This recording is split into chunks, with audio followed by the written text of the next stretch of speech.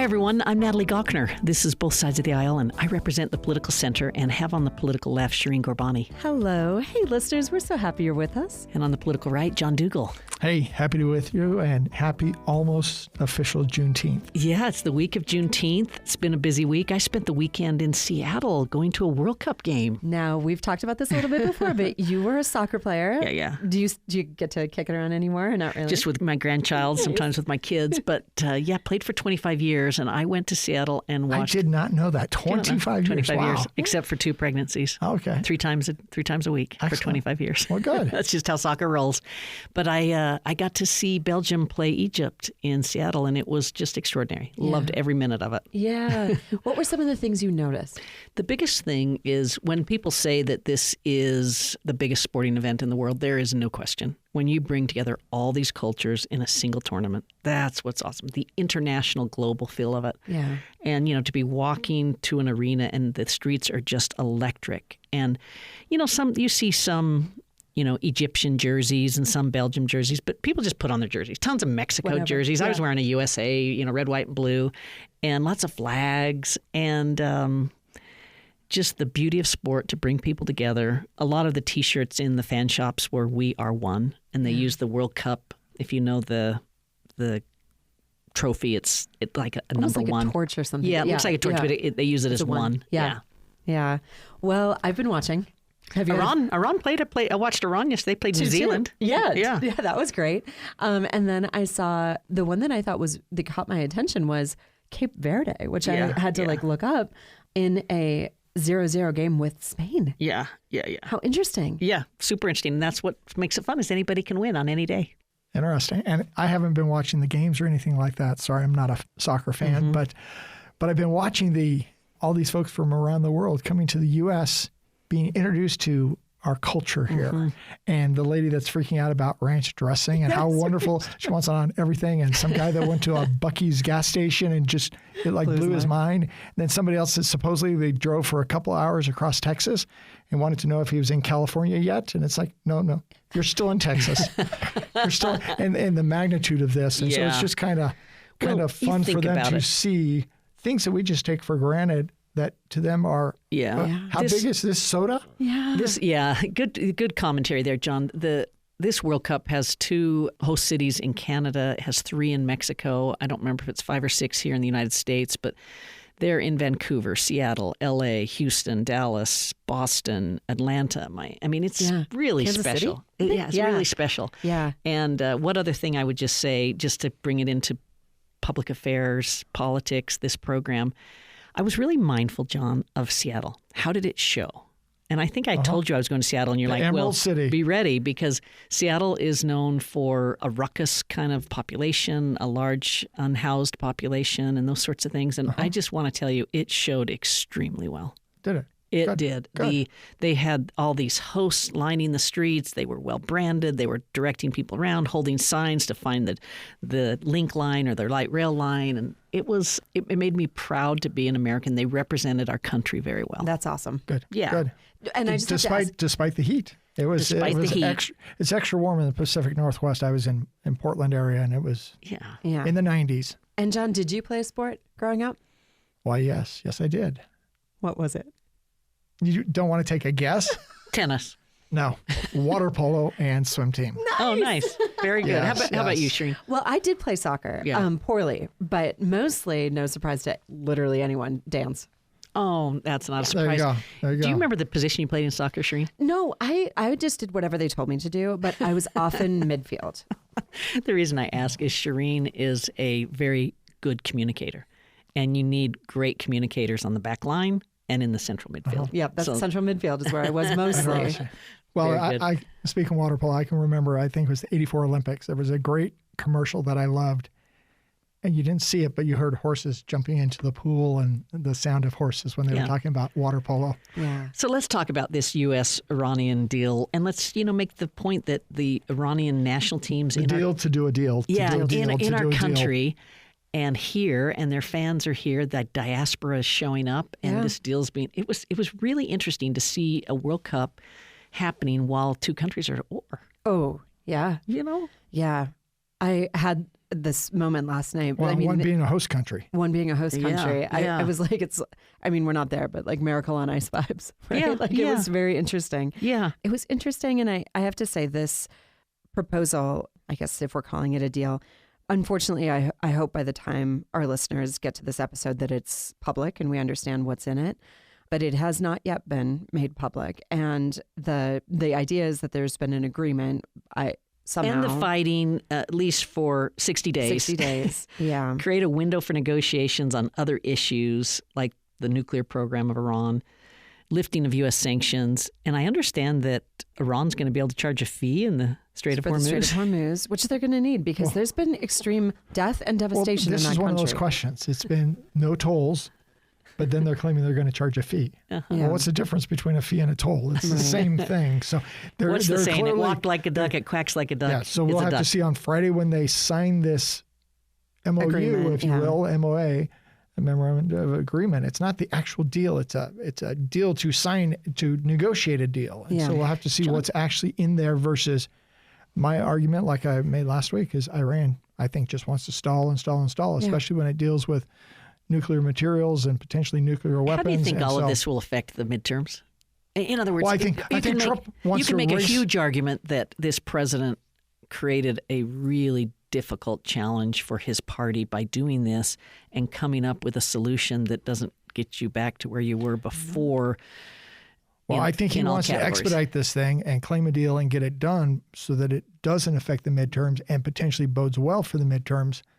But my argument is Iran, 47 years of history, wants to drag it out. So I know I'm not as positive about that. Mm-hmm. I know you always say this, 47 years of history. I just want to take a moment to just remind people what you're referring to is the Iranian Revolution, which occurred because in 1953, we overthrew their government because their government decided to nationalize oil. Okay. Mm-hmm. We put in power somebody that was the Shah. Well, yes, who was then overthrown by this regime.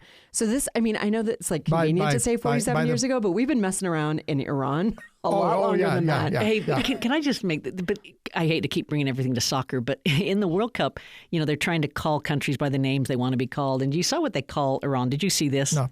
It's IR. Iran, and it's the Islamic Republic of Iran. So those it's interesting to me because they're making really clear their organization is under a religious basis. Yes. So, and I think these are the things to look for in the MOU or whatever we're calling it.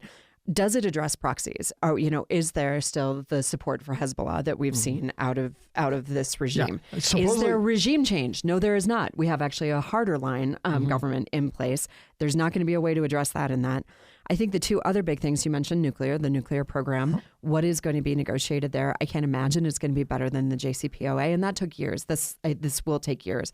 And then the last one is the ballistic missiles, which frankly, there's been quite a bit of reporting to suggest that what Hegseth said in terms of disabling that is nowhere near what has happened. And they still have quite a bit of ballistic missile power. So I think all of those are things that we should be looking for in this agreement. And tied to the proxies, I think you're also alluding to what is Israel's role in this whole thing. No kidding. Where do they stand down versus not? And we see some friction between President Trump and Benjamin Netanyahu on this. I hate to make this program have too much sports in it, but you had the Knicks win the NBA, and then we've had the World Cup, but we also have the baseball? Where's baseball? You have the Ultimate Fighting Championship event at the White House. It was the president's 80th birthday. What'd they have? I can see you guys are clearly UFC fans. Yes, 7 martial art fights. I watched some of the highlights. I'm horrified at watching these people just hurt each other. I'm not a fighting fan. I mean, that's not a thing that a lot of women You're a lover, care not about. a fighter? Yeah, I'm not. I've never understood it. Yeah. Do you understand boxing at all? I mean, a little bit. But even that, I mean, I think of all the brain injury and things that, Right. I don't know, but this using our national symbols, the White House, the Lincoln Memorial, to construct a 600-ton metal structure known as the Claw. Yeah. I thought it was off-putting for me. So maybe this is the North Dakota in me, but I kind of thought it looked awesome. I think the thing that is upsetting to me was seeing just like very clearly, first of all, it's behind a paywall. So you had to have Paramount Plus to see it. It was supposed to be our celebration, I thought, but most people couldn't see it. Then we have extensive branding and payment from cryptocurrency and Saudis, right? Like, so that's who's paying for a lot of this. So that's the branding all over it. And then for me, if this is a White House that's also celebrating arts and culture and not canceling seasons at the Kennedy Center, right? Yeah. I'm good with all of it, actually. I thought it looked rad. I think it's so great, Shireen, because we're different here. But the cryptocurrency stable coins are issued by the Trump family business, World Liberty Financial. That doesn't feel right. It's the grift. And I don't like that. Like, I don't like any of that. But I think if you looked at the colors and the lights and the jets flying over. And that's cool. And I think, but again, I want a White House that embraces all parts of American culture. And this was not that. And in fact, it was a very slimmed down version of even the UFC. People who got up and said deeply offensive and truly insane things. And the president just kind of glowered and sat there. Well, the interesting thing for me is I was in Portland this weekend. And so it was Monday morning. I'm sitting there waiting for my takeout breakfast. And the guy that was there next to me, he was also waiting.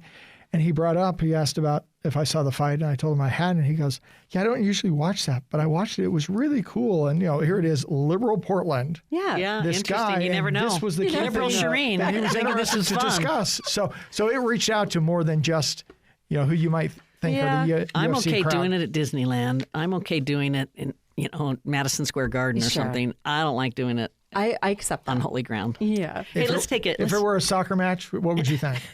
Might be a little bit more flexible. I'm teasing. Let's take a short break and we'll be right back. Natalie Gochner with Shireen Gurbani and John Dougal. Stay tuned, everyone.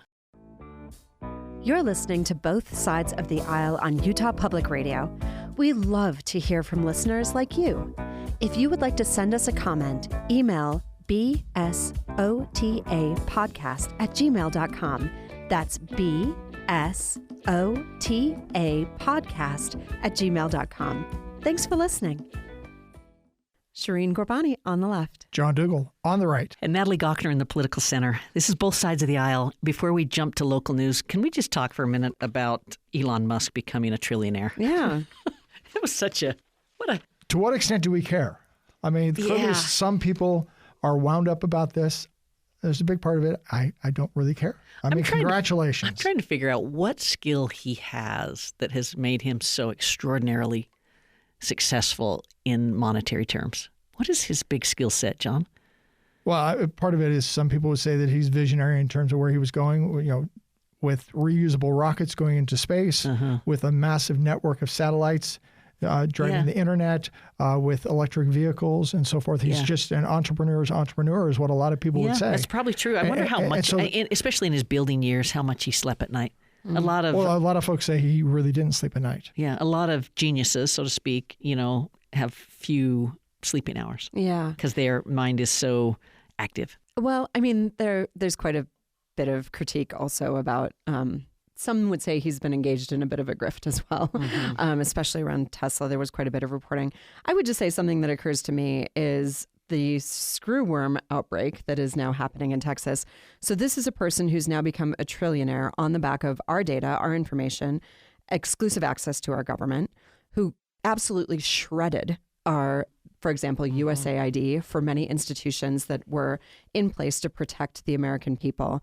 And now a program that I think costs $15 million a year to monitor screwworm, slashed by Elon, slashed by Doge, we're now going to spend $1 billion trying to get that under control. Yeah. So in some ways, sure. But in other ways, like when it came to our government, the costs are just starting to rack up. Interesting. Keep an eye. I think those are two very unrelated things. This is a key thing. Henry Ford did incredible things when it came to auto manufacturing. Despite some of the distasteful personal feelings that he had about race and so forth, religion. Hey, let's go to the Scott Matheson Courthouse. Always correct me if I'm wrong here, but we have a Supreme Court in Utah that's growing from 5 justices to 7. Their offices are in the Matheson Courthouse, correct? Yep. And, down on State Street. Yeah, right across from City Hall between 4th and 5th. 4th and 5th, yeah, that's right. And there's not enough chairs. Yeah, well, and it's when you think of adding 2 more justices, you've got to have 2 more offices for them. You got to have the staff for them. You've got to have the bench the layout bench they're at. Yeah.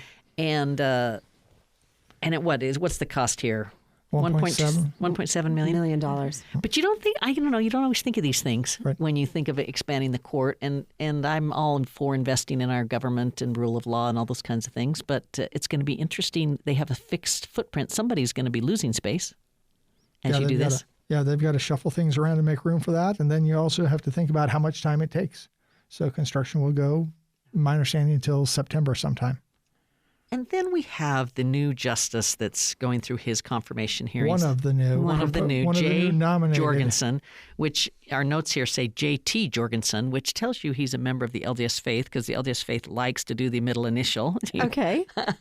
I don't know. That's something I never do my middle I'm a member initial. of the Faith. I don't even do it when I was auditor. So. He's a senior counsel for the Church of Jesus Christ of Latter-day Saints. He served a 3-year mission where he was a president. Does this sound right, John? So he was away for 3 years. Yeah, mission president. And some people are saying that he, didn't meet the residency requirement to be on the Supreme Court, which I think is crazy because I don't think of mission presidents that leave temporary assignment temporary to go do voluntary service change their residency. Generally, you keep your residency where you're from because that's your intent to return to. Yeah. Well, I think the residency issues should be pretty clear. And if you maintain an address and voting, this should be clear, which suggests to me that there is some mud in the water. It feels like it should be easy to explain. Yeah, I'm with you there. Let's go to these congressional battles and Carrie Ann Lisenby, who's now has this dust up with Blake Moore over insider trading, a deleted expo. How do you read this, John? Well, here's my key thing. I think most people don't understand. My concern is not insider trading in Congress. My concern is the fact that congressmen and women can manipulate the market.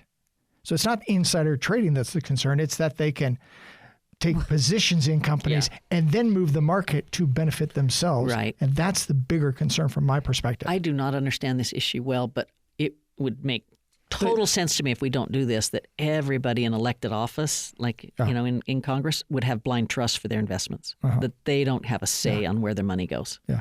The insider trading allegation is somehow they have confidential information that others don't have and that they invested based on that. But I think it's clear to say there are various folks in Congress that seem to have benefited financially somehow from their position in Congress in the market. However that happened, that was abnormal from what the average person could do. When I was at EPA, when they would meet to do CAFE standards, fuel efficiency standards, just the science of it and whatnot, they would block the hallways where those were being discussed from media, certainly, but also from employees because it moves the market. Yeah. Mm-hmm. So, I don't know. Washington has amazing power. Yes, it sure does. And very lax rules that I think contribute to the everyday Utahns feeling of basically, certain people having access to information and being able to profit off of that. There's a pretty long history of that. Shireen, let's go to Utah County, where we've got a conservative influencer who's raised some news because of a hire that was made. This is Utah County Clerk Aaron Davidson, who hosted a town hall, was wanting to inspire new ideas to get young Utahns to the ballot, and instead got a big protest. Is that right? It sounds like it. About 20 people attended the event, which I have to say might be quite a lot for a county clerk to encounter. But really the protest is around the hiring of an individual named Kai Schwemmer. Apparently Kai is a BYU student and self-described true conservative. Unfortunately, has a history of posting anti-Semitic and white supremacist content on his social media accounts and has said that has questioned if it makes sense for women to vote. Yeah. So this is your county. What do you guys think about that? This is my county. Yeah. What do you think? I am not voting for Davidson. I don't think he's done a very good job as county clerk, just to be clear. This is just another example. He's hiring somebody with absolutely no experience, putting him in a position as deputy, which says to me, you really can't run this office. Yeah. And I've seen enough incidents over the years. And so this is just par for the course for me, which is unfortunate. We've had too many problems in the county clerk position. Yeah. Yeah. Okay, let's go to our Senate President, President Adams. There's a conservative group. It's multi-state. It's called Make Liberty Win. But they've been, leading a nationwide super PAC that's taking on our Senate president. Yeah. This same group has, worked to oust legislative leaders in surrounding states. I don't like it when this outside money comes in this kind of way and targets somebody who's done a lot of good for our state. Well, I think we can agree on the dark money is bad. I've never heard of this group before. Make Liberty Win. Well, I mean, if you They're investing $100,000. Yes. Yeah. So this is, especially in these Senate races, that's real money. We're talking about really, honestly, not to be cruel, but like a few thousand voters in these primaries. But this is, I do think it's an interesting, to me, when I see a group like that get involved, what I see is the perception of weakness. It looks like an opportunity. So who knows what will happen, but there are. This late in the right. What do you think they're trying to get out of this, John? Like they're bringing in this outside money. They've decided that President Adams, who is a conservative Republican, who's, led ALEC and some other conservative groups over the many years. What are they after? What's their point? I've never heard of the group. I don't know what they're after. I don't know what their issue is. So, but clearly, they're coming in late in the game. Yeah, and there are 100,000 is not a lot of money, but to a certain extent, it's sizable. Yeah. But in a Senate primary in Utah, I anticipate, President Adams will be spending, a couple $100,000 on his race. Yeah. But clearly, I think they're seeing some type of opportunity or weakness that they can take advantage of. But what is their end game? I do not know. Yeah. Interesting. And have you taken the Pew Research Center survey on your political ideology? Yes, I have. You haven't done this, John? Not the We Pew need to one. send it to you. My family's been sending I've done around. the one that shows me basically as pretty hardcore conservative, libertarian, Republican. Yeah. Yeah, that makes sense. I only bring it. It doesn't surprise you. I only bring it up surprise me. because we should put it on our link In the show notes. Yeah. Yeah, because it's you ask in the one that I'm familiar with, you answer maybe 12 questions, something like that, and they're you can tell they're getting at you. They're asking you how you feel about open carry, and then a minute later they're asking you about, do you think that black people are still influenced by the original sin in this country and slavery and that kind of thing. Yeah. But I thought it was really good. And I'm wondering, Shereen, do you remember what your orientation was? Well, as I'm you looking can at imagine, mine here. quite left. I can't remember. But the thing is that, if I'm not mistaken, they basically say there are sort of 9. Is that right? 9 different really that sounds political right. orientations. If you fit on our scale, you'd be hard left. But you're too far left. I do fit on the scale. But I just thought that it was interesting. And I do think that it's a much better representation of really where people's politics fall. That 2 parties is certainly not enough. I feel like it's not enough for the 3 of us sitting here, especially as there have been many changes in your party, in the Republican Party, and people feeling less at home there. But I feel that way in my own party, too. Yeah. The one that I'm referring to is the Political Typology 2026. I was identified as pragmatic and polite right. I thought they got it about right. Wow, there you go. Oh, it's so funny. I wish I could remember mine. I had one of my kids was a loyal liberal, though. Yeah. So kind of fun. Oh, yeah. Hey, what else do you guys want to talk about? You want to talk about primary ballots? What do you want to talk about? I actually just want to give an acknowledgement to a lot of reporting around restaurants that are closing around the city. And I know that it extends beyond just Salt Lake, but really the increased costs that people are feeling because of, I think, a lot of the policies of this administration, the way that our downtown is changing too, and the way that people are sort of spending their money which again, I think is largely driven by this administration, has really put a hard hit on some local restaurants. So you have Market Street Grill. Is one downtown is closing their doors, and it's been an institution since 1980. Yeah, it has. My husband worked there for 7 years. The quality just went down, unfortunately. But it's not even that. I agree. Yoko Ramen is a small business. They're closing. There are just many that more and more that are popping up. And I think when we think about people's voting behaviors, I don't know that we always think about what happens when these small businesses close. A data point to it, Shereen, the consumer price index over the last year increased 4.2%. 4.2. Yeah, it's a big Now that deal. includes what's happening with oil. If you pull energy and food out, it's different. But to your point, we want to have the true cost that everyone's feeling in there. Right before we end, I want to just flag, we're coming up on Independence Day. Yeah. Folks need to get out, study their history, think about 250 years, where we've come from, where we're going. I read a book Our founding recently, documents, what they mean. Founding documents. I've got a good friend, Dr. Greg Jackson, who just published a book, Been There, Done That.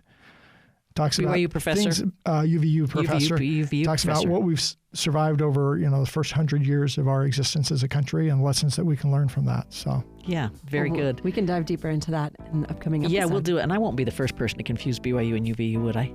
No, sometimes we call it BYU Orem. Very good. Hey, well, great conversation. I'm glad to share so much sports and public affairs with everybody. John Dougal, Shireen Gorbani, and Natalie Gochner. Thanks for listening, everybody. And we also want to thank Anthony Scoma, our producer. Have a great week.